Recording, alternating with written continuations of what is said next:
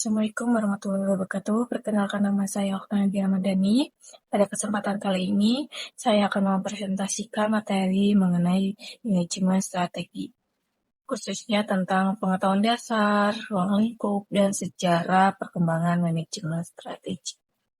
Materi ini merupakan berisi konsep-konsep dasar penting untuk memahami bagaimana sebuah organisasi merumuskan, melaksanakan, dan mengevaluasi strategis dalam mencapai tujuan yang jangka panjang.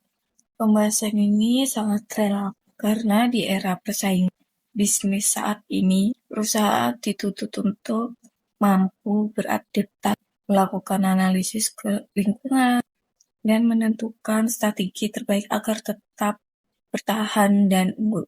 Melalui pemahaman dasar ini, kita akan mengetahui bagaimana proses manajemen strategi bekerja dan bagaimana ilmu ini berkembang menjadi bagian penting dalam dunia manajemen modern.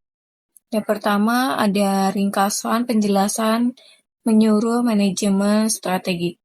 Manajemen strategik adalah ilmu dan seni dalam merumuskan, melaksanakan, dan mengevaluasi keputusan-keputusan strategi lintas fungsi untuk memungkinkan organisasi mencapai tujuan jangka panjangnya. Definisi ini mencakup pandangan para ahli seperti Fred R. David, Hussein Umar, Lauren R. Jones, William F. Clues, dan lainnya, yang menekankan proses pengembalian keputusan strategis untuk mencapai keunggulan kompetitif dan keberhasilan perusahaan di masa depan. Selanjutnya ada ruang lingkup manajemen strategi. Manajemen strategi memiliki ruang lingkup luas yang meliputi yang pertama ada penyelesaian rencana strategis yang berorientasi pada jangka panjang, mengintegrasi visi, misi, tujuan strategis, serta pemilihan strategi induk. Yang kedua, pengembangan kebijakan perusahaan, keputusan strategi bisnis, produk, pasar, serta fungsi dan kebijakan utama. Yang ketiga, penyusunan program kerja dan proyek tahunan sebagai perwujudan rencana operasional.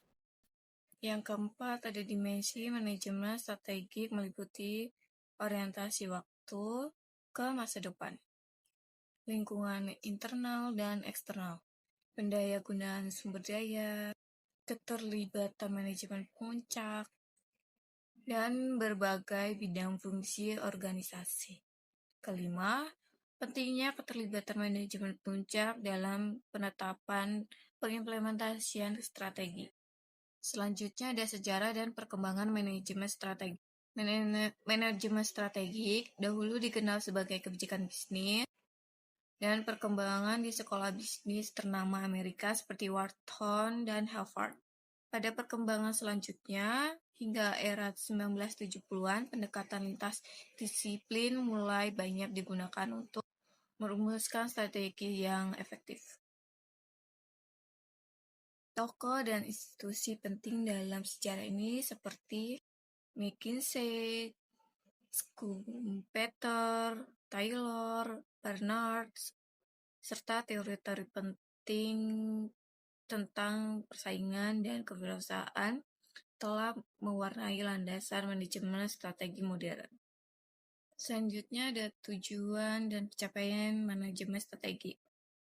Tujuan utama manajemen strategik adalah untuk membantu perusahaan menekankan dan memanfaatkan keunggulan kompetitif, keberlanjutan, mahasiswa dan praktisi diharapkan mampu. Yang pertama, menganalisis lingkungan eksternal dan internal. Yang kedua, merumuskan strategi bisnis yang sesuai berdasarkan analisis tersebut.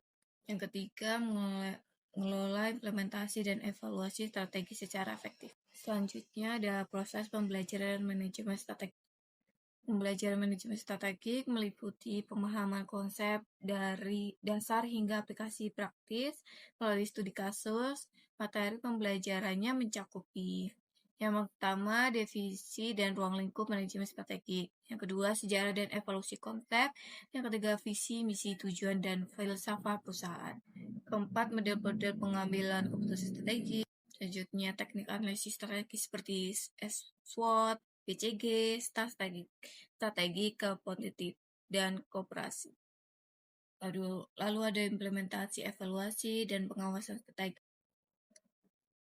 Pembelajaran sering dilakukan dengan metode ceramah, diskusi, tanya jawab, dan tugas kelompok untuk meningkatkan critical thinking mahasiswa dalam konteks bisnis nyata. Sekian dari podcast saya. Assalamualaikum warahmatullahi wabarakatuh.